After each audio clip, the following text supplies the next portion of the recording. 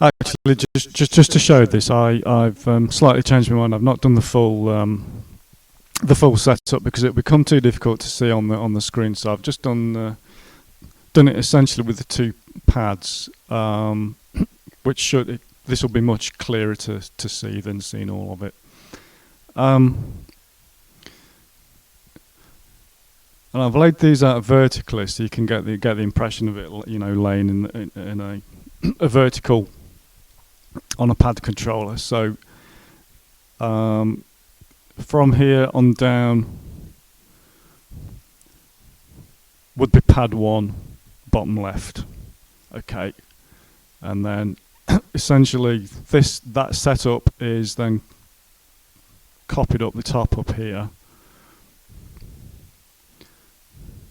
So we've got the same thing for setting the variable, etc. A MIDI module, a meta module rather, per pad. And what I've done on this one, this one's got the sample drum loop in it, and this one is triggering the drum synth. So this one's triggering an audio loop. This one's triggering essentially, you know, the equivalent of a MIDI part. So this multi-synth,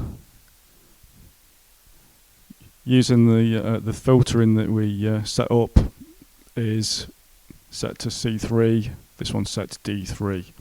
So what happens is, if we hit a D3, you can see this is connected to the on controller for the variable, and it's connected to the off controller for this variable on pad 1. Likewise, if we hit pad 1, it goes to the on controller for the pad 1 variable and the off controller for the pad 2 variable. Okay. There's one setting in previously I didn't show, which is very important, and that is on the sound to control. If you don't set this one, it ain't going to work. So if you've watched the earlier part of the video and then gone, it doesn't bloody work, it's because of this. But sound control, parameter 3, absolute, make sure that's off, otherwise the whole thing will fail. Okay. Now, on top of what we've already set up on the two pads, there's another two multi-synths set up.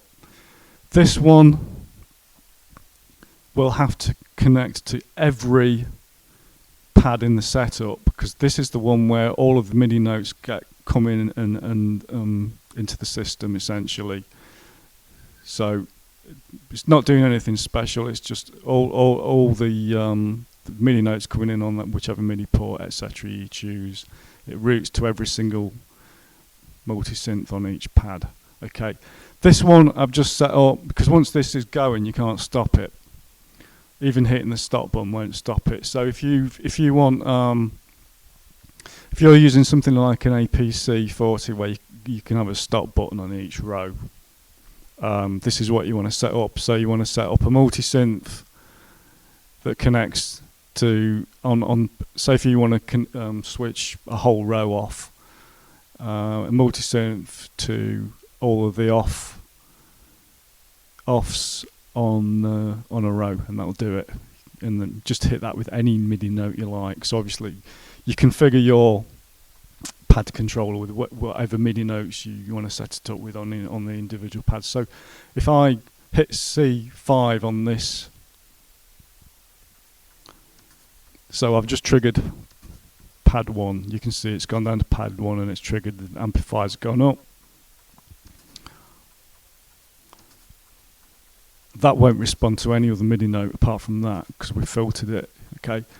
If then I hit pad 2 on my controller, which I've set to D5, and again, I'm not going to select that one. I'm going to select this multi-synth because that's what everything's coming through. If I hit D5, look. Okay, so it's switched one off and the other one on, which is what we want to happen.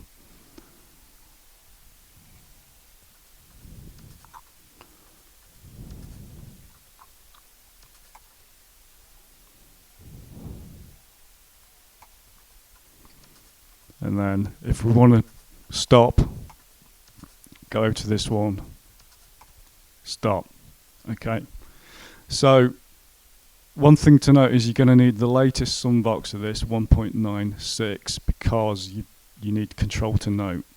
So if you've got 1.94 or even 0.95, you can't do this because you need to have this. So depending on the size of your grid on your controller, you basically this kind of setup, you do one of these per pad and then route them into notes coming in and stops. So you want essentially one of these stops per row on your controller if you've got the pads to do that. I can't do that on my pad control particularly because I don't have the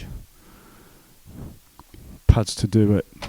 But if you're using an APC or something like that, or if you're using two controllers, obviously you've got another set of buttons that you could do that with.